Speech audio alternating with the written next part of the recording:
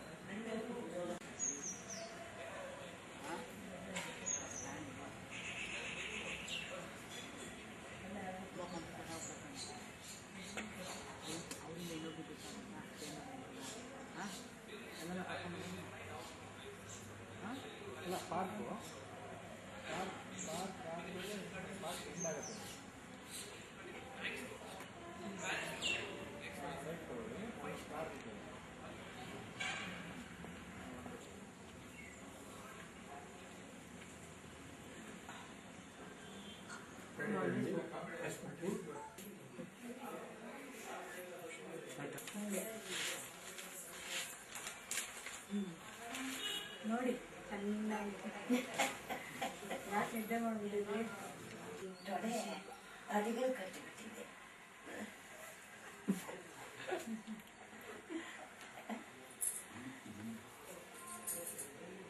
ಇರ್ತೀರಾ ಯಾಕೆ ಹೊರಗಡೆ ಬಂದಿಲ್ಲ ಇವತ್ತು ಹೊರಗಡೆ ಬನ್ನಿ ಬನ್ನಿ ಕುತ್ಕೊಳ್ಳಿ ಚೆನ್ನಾಗಿದ್ದೀರಾ ನೀವು ಚೆನ್ನಾಗಿದ್ದೀರಾ ನೀವೇ ನನಗಿನ್ನ ಚೆನ್ನಾಗಿದ್ದೀರಾ ನೀವೇ ನನಗಿನ್ನ ಚೆನ್ನಾಗಿದ್ದೀರಾ ಅವ್ರು ಚೆನ್ನಾಗಿದ್ದೀರಾ ನಾನು ಚೆನ್ನಾಗಿದ್ದೀನಿ ಕೇಳಿಬೇಕಾರೆ ಅವ್ರನ್ನ ಕೇಳಿ ಚೆನ್ನಾಗಿದ್ದೀರಾ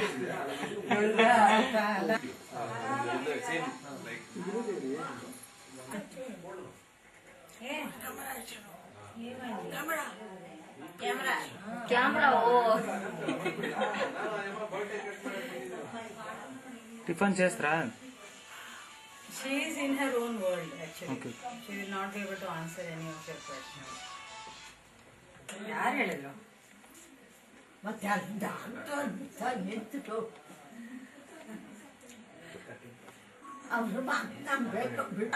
ಅವ್ರಿಗೆ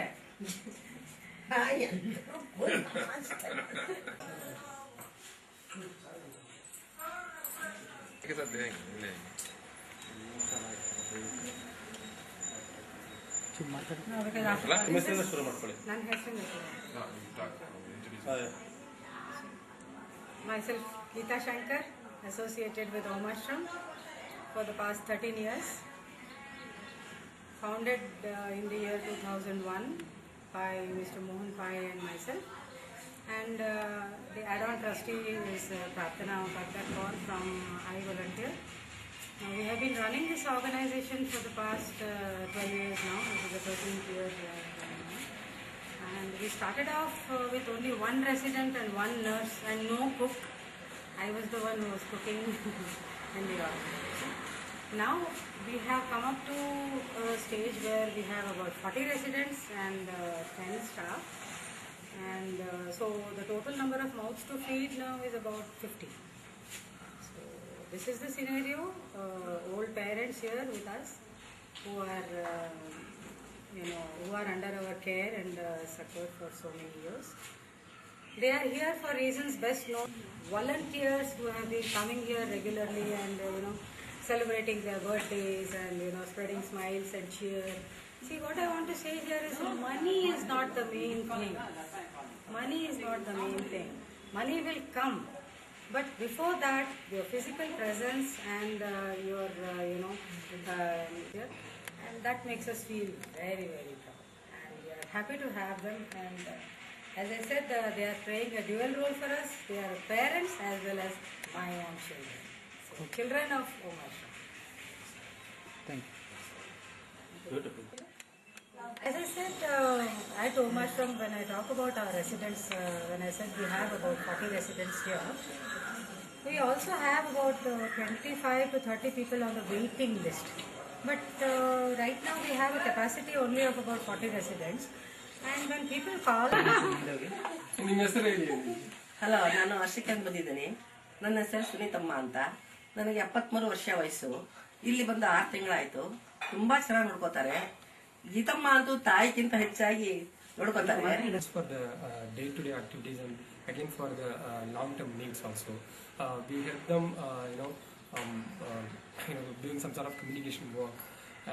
Basically to improve the organization to the next level so that they can serve many more people. That is the whole idea of we volunteering for this organization. And every month we come and talk to the people, talk to the inmates, be with them, make them smile, make them talk. And I myself had my wedding reception here only a few months back. So we are about 20 to 30 committed volunteers. We help this organization do the work better by serving the abandoned elderly. Your name? My name is Anand. Anand, where you are working? I'm a consultant. I work with a lot of corporate companies and other organizations. So I'm basically a consultant. During my free time, I come here and work for them. these two are sisters. ಮಾಜಿ ಮುಖ್ಯಮಂತ್ರಿಗಳಾದ Sadananda Gowda, KS Eshwarappa, R Ashok ಸೇರಿದಂತೆ ಇತರ ನಾಯಕರು ಭಾಗವಹಿಸಿದ್ದರು. ಲೋಕಸಭಾ ಚುನಾವಣೆ ಸೂಕ್ತ ಹಿನ್ನೆಲೆಯಲ್ಲಿ ಯಡಿಯೂರಪ್ಪ ಅವರನ್ನು ಪಕ್ಷಕ್ಕೆ ಏನ್ ಸಮಾಚಾರ? ನಂದೇನ್ ಸಮಾಚಾರ ಇರುತ್ತೆ, ನಿಂದೇ ಇರುತ್ತೆ.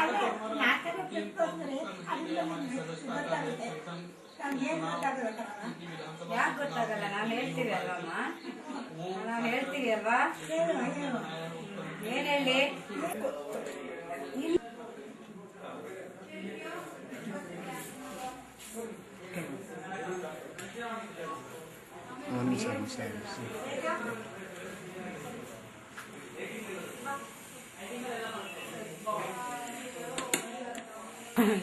ಗುಡ್, ಇಟ್ಕೊಂಡ್ರಿ, ಪರವಾಗಿಲ್ಲ. ಏನಂತೀರ?